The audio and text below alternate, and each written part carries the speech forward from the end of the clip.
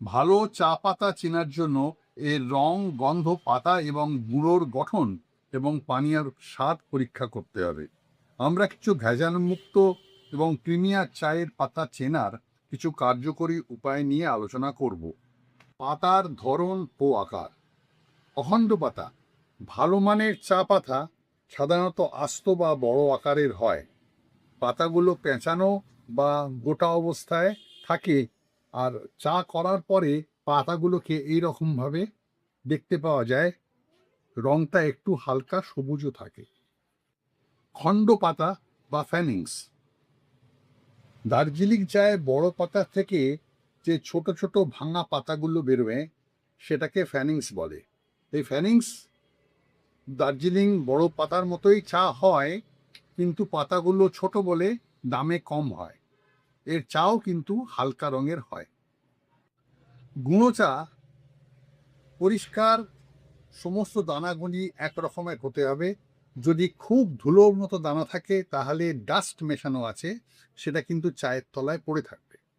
গুঁড়ো চার রং সাধারণত গাঢ় হয় এবং সাধারণত লোকে দুধ দিয়ে ফুটিয়ে খায়।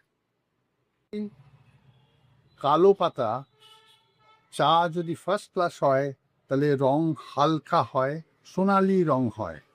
এই ফার্স্ট ক্লাস অত্যন্ত সুগন্ধি চা এবং তার পাতাগুলো হালকা সবুজ বাদামি হয়। ভালো গ্রিন টির রং সতেজ সবুজ হয়, বিশেষ করে চাটা ভেজানোর পরে পাতাগুলো একদম সবুজ দেখতে হয়। যদি রং হলদেটে বা খুব বাদামি হয় তাহলে সেই চায়ের মান হয় খারাপ, কিংবা চাটি পুরনো। চায়ের সুবাস এ সম্বন্ধে বলতে গেলে আসল চা পাতার নিজস্ব একটি সতেজ ও প্রাকৃতিক এবং সুন্দর সুরভি থাকে। আর তাতে যদি মনে হয় অতিরিক্ত সুগন্ধি রয়েছে তাহলে জানতে হবে যে কৃত্রিম রাসায়নিক ব্যবহার করা হয়েছে। এই ধরনের চা নেবেন না। ভালো মানের চায়ের পাতা খুব হালকা হয়, আর হাতের তালুতে ঘষলে তা মচমচে মনে হবে আর চট করে ভেঙে যাবে না। তবে পাতা যদি ভেজা বা ভারী মনে হয় তাহলে জানা যাবে যে এটা আর্দ্রতাপূর্ণ পরিবেশে নষ্ট হয়ে গেছে।